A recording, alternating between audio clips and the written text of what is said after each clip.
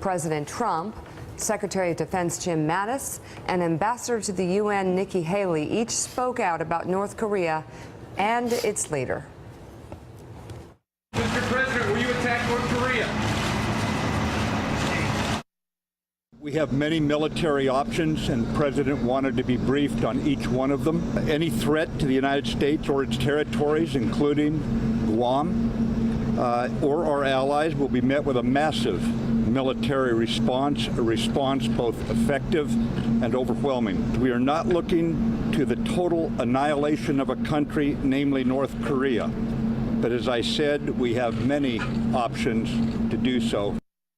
To the members of the Security Council, I must say, enough is enough. We have taken an incremental approach, and despite the best of intentions, it has not worked. His abusive use of missiles and his nuclear threats show that he is begging for war. Richard Haas, we'll get to those comments in a minute. Those were the comments that were choreographed and the sort of comments you would expect during this sort of crisis. But what the diplomatic world is talking about, certainly what our allies in South Korea are talking about this morning, are the attacks the President of the United States made on the South Koreans, suggesting that they were appeasing the North Koreans, and also talking about, inexplicably, starting a trade war with the South Koreans at the very moment that they are at risk of an all-out hot war that could cost millions of lives on the peninsula. Sort through that for us. Well, it's a sign that the national security process, which is designed to make sure something like this doesn't happen, is not working, because all focus ought to be on collaborating and cooperating with South Korea against North Korea. One of North Korea's principal strategic aims is to split the United States from South Korea. But this would be, just for people that are just tuning in now about Korea, this would be like FDR attacking Germany in the fall of 1939, right before the air blitz on London, the Battle of Britain. Why would we attack a long-standing ally on the eve of a possible war? Well, the answer is we shouldn't be. And there's already enough tension in the U.S.-South Korean relationship. Think about it. What they care most about, Joe, is maintaining peace and stability on the peninsula. Up to recently, that was enough for us, too. But now, we're worried that North Korea poses a threat to us directly. So there's a structural tension between the United States and its close ally in Seoul. So we don't want to be adding fuel to that fire. Instead, what we want to figure out is, can we come up with a common stance against North Korea that's hell-bent on developing a large nuclear arsenal with missiles able to deliver those nuclear weapons around the world? Well, you're speaking logically, but David Ignatius, how can you be adopting a common stance when you have the President of the United States this weekend actually accusing the South Koreans of appeasement, and at the same time, on a completely different point, talking about a nationalistic trade war with his country that's literally on the cutting edge of what could be a nuclear confrontation? Have you heard any explanation of the President's words this weekend that could legitimize what he said, or at least begin to explain his thought process? No, Joe, I think this is a president who's frustrated, who's angry at allies, who's angry really at the failure of his own policy. We have to remember that in moving last weekend to test, we believe, a hydrogen bomb to significantly escalate the confrontation between the United States and North Korea, Kim Jong-un rebuffed a very direct diplomatic opening from the United States, from the President himself and from Secretary of State Tillerson, in effect inviting them into negotiations, crediting them for being restrained over the last several weeks prior to the test in not making additional tests. And Kim Jong-un has blown right through that. The scenario the U.S. was carefully drafting, State Department officials were describing in private, in detail, where they thought this was going. last weekend shattered that. So the president, I think, is now scrambling he always reacts impulsively, I think, to new developments. He had a long conversation Monday night, South Korean time, with South Korean President Moon. So the rhetoric of appeasement, the threats of trade war, I think were put in a separate category. And there's now intensive discussion, I'm told, behind the scenes about new diplomatic efforts centering on China, centering on a much tougher effort by China and the United Nations to increase pressure. So far, we have to say the effect of pressure has only been to make North Korea rush faster toward this nuclear capability. And the truth is, they are now a nuclear state. So, Richard, David sort of led me to my question to you, which is this comment yesterday from Nikki Haley at the UN, where she said the time for half measures is over, enough is enough. What is left to do that hasn't been done over the last decade in terms of sanctions? Nobody wants to go to the military option. If you've done almost all you can in terms of sanctions, what's left somewhere in the middle there that hasn't been tried? And if it hasn't been, why hasn't it been tried over 10 years? The short answer is not a lot is left. You can try to cut down everything going in physically, all the oil, but North Korea has already begun to stockpile oil. You could try to cut off every financial flow. But I think the history of sanctions, Willie, shows that won't work. There'll always be outliers who will get in there. There's black markets, there's gray markets. North Korea also is the most closed society in the world. They're willing to have their people starve, if need be, Yeah, they don't care in order to support their nuclear program. So sanctions aren't the answer. So is it a military response or nothing? I think we're down to a binary choice. At some point, things get simple, and now it's down to a binary choice. Either we learn to manage or live with a North Korea that has nuclear weapons on missiles, and that's some combination of deterrence, missile defense. We add military forces to the region. Maybe we say we'll use military force if they get a missile ready to launch, or we launch, as H.R. McMaster, the National Security Advisor, was talking about, a preventive strike. We simply say this is now reached an intolerable point, and when we use words like intolerable or unacceptable, we're going to do something. Obviously, that has all the risks of starting a second Korean War. Let's cut through this for a second. I mean, there is the military option. I mean, let's just strip it down. And this actually has been the reality for years now. There's either a military option or there's acceptance of North Korea as a nuclear state. Right, it's binary. We've basically it's binary. So where is the foreign policy community in the United States of America? I think most of the foreign policy community is saying as bad as this is, we can live with it, we can manage it through missile defense, through deterrence, and so forth. So let's talk about what that means.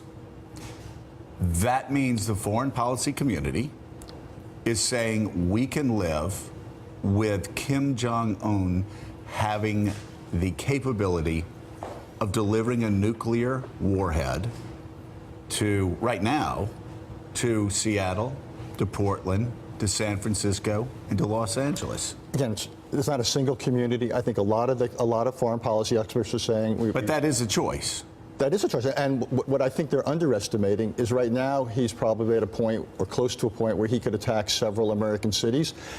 What they haven't dealt with, I think, is the reality that in 5 or 10 years, he could pose a threat to American society. Imagine he had 25 or 50 nuclear weapons on ballistic missiles that could reach the United States. David Ignatius, imagine that he decides to sell this nuclear technology to ISIS. Imagine that he decides to sell this nuclear technology somewhere else. I mean, you know, I am certainly not advocating anything right now. What I am saying, David, is what's been the reality that people have not really been willing to strip it down to, that's been facing us now for a year or two. It certainly was facing Barack Obama, and he knew Donald Trump would face it when he turned the White House over to him. You either accept North Korea as a nuclear power with the capability of nuking Los Angeles, San Francisco, and Portland and selling nuclear weapons to ISIS, or you have a military response. There's not really any middle ground. And all this talk about sanctions really is just nonsensical. It will not matter to a man who would starve tens of millions of people to have a nuclear bomb. With all due respect to my friend Richard Haas, I'm always wary when people describe things as binary choices. You either go to war or you do nothing, is the way it ends up being framed. And the reality is there are always lots of intermediate options along the way. It is true that Kim Jong-un has introduced in his regime a very unstable new factor in the region and also globally, his ability to proliferate in a way that we haven't seen. His ability to blackmail neighbors, flying a missile over Japan, terrifying the Japanese people, was the most recent example of this. So I think the question really is, action is going to be taken to deal with this threat. The idea of simply accommodating it, I really don't see that on the table. But what? And what on a fairly wide menu of possible next steps are officials considering? I thought we heard a little bit of that from Secretary of Defense Mattis, the coolest head in this crowd, really, saying if North Korea attacks us, it will be met with a massive response, but then stressing that the U.S. prefers diplomatic outcomes. There are a lot of tools in our military arsenal that are never talked about, that involve subtle ways to make systems not work, to missiles that take off don't go very far. That bag of military tricks, I'm sure, is being examined, even expanded by this administration. Right. But I think the idea that it's one or the other, I'd be careful of that. So, John, we had Richard talking about deterrence. You can do the military option or you can continue to deter North Korea in some way. It's not clear to most people who watch North Korea that Kim Jong-un is a man who can be deterred by conventional means. What does it even mean to deter North Korea at this point? Look, this to me is a fundamental question that I don't have an answer to. I'm going to turn the question around to a couple of people who know more than I do. But we lived in an era of deterrence throughout the Cold War, and particularly with the USSR, right? Deterrence has worked, broadly speaking, in the nuclear age in a lot of places where we've had enemies who have threatened us in a more systemic way than North Korea does. But it has always been premised on the notion that the people who ran the countries we were deterring were fundamentally rational. I've heard a lot of debate over particularly the last couple of months around this question, Richard and David, about whether this leader is a rational leader or not. And even in this conversation, Richard, you made the point about, well, he's perfectly willing to starve tens of millions of his people under the circumstances of sanctions. That, under normal circumstances, is someone who's not considered rational. Now, I ask the question pointedly now, is this a person who is rational enough for deterrence to be a plausible strategy? Again, big debate. This is the single hardest intelligence target for the United States, the most closed country in the world to discern. You'd have to make a calculation. There's no guarantee. Someone doesn't sign something and say, I can be deterred. It may also be that he wants to use the nuclear weapons to give himself protection, so we don't do things. Look what happened to Ukraine when they gave up their nuclear weapons. So there's that school of thought that it's defensive. Another school of thought is offensive. He wants to have this as a shield. This way we can't put too much pressure on him, so he can, among other things, potentially use military force against a South Korea or Japan, or he could sell something. The answer is we don't know. Right. Foreign policy is going to be about making a big decision, really consequential here, with imperfect knowledge, and we're going to simply have to look at what risks we're willing to take, and there's going to be risks of action and there's going to be risks of inaction, whichever way we go. There's no neat, perfect answer here. So let me just ask the question to David. David, what do Jim Mattis, Rex Tillerson, McMaster, the rest of them, what do they think about the rationality of this North Korean leader? That has been the biggest intelligence challenge for this administration, arguably as for the one before. Understanding what makes Kim Jong-un take the decisions he does. In a sense, Kim Jong-un has already long deterred South Korea from taking any action, has deterred the U.S. by his array of conventional weapons, the missiles poised at Seoul that would take out Seoul if there was any attempt to interfere with him. There is a view that he deeply wants a meeting with President Trump, with the United States president, that's what he's rushing toward. President Trump has tried to signal he's prepared to do that. I think that's not the last we've heard of that possibility. Finally, the issue that I hear everyone talking about is, what is it that China might do beyond what it's doing now to prevent the possibility of a war on the Korean Peninsula, which becomes much more serious as we go down this road? Would the Chinese consider cutting off oil exports to North Korea? That would be a very dramatic step. I know that's being discussed. My sources tell me that the Chinese leadership in the last month at their vacation retreat talked about that and other tougher moves. But we have a lot of countries that are going to have to face decisions they didn't want to face, like Right. China. So as we talk about these two leaders, and then Mattis and Tillerson and Kelly, the only problem is when you talk about the rationality of the leaders, and a lot of this conversation, I honestly did not know which leader you were talking about, whether it was Trump or the North Korean leader. And that's the sort of the elephant in the room, that we are dealing with a president that some might argue is very hungry for war, or is hungry to make unhinged decisions. And I'm not sure how much influence our foreign policy leaders have over that ultimately when a decision is made. You remember over a year ago, General Hayden saying on our show that it was quick. It's quick when it happens. So Thanks for checking out MSNBC on YouTube, and make sure you subscribe to stay up to date on the day's biggest stories. And you can click on any of the videos around us to watch more from Morning Joe and MSNBC. Thanks so much for watching. President Trump, Secretary of Defense Jim Mattis, and Ambassador to the UN Nikki Haley each spoke out about North Korea and its leader. Mr. President, will you attack North Korea? We have many military options, and the president wanted to be briefed on each one of them. Any threat to the United States or its territories. Enough is enough. We have taken an incremental approach, and despite the best of intentions, it has not worked. His abusive use of missiles and his nuclear threats show that he is begging for war. Richard Haas, we'll get to those comments in a minute.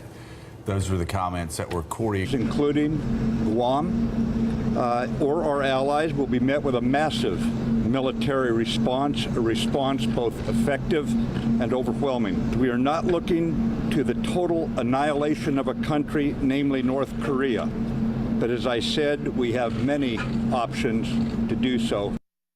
To the members of the Security Council, I must say, Graft and the sort of comments you would expect during this sort of crisis.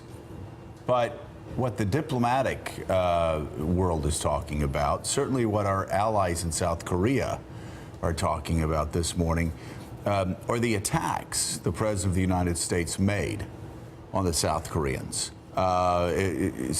suggesting that they were appeasing the North Koreans, and also talking about, inexplicably, starting a trade war with the South Koreans at the very moment that they are at risk of an all-out hot war that could cost millions of lives on the peninsula. Sort through that for us.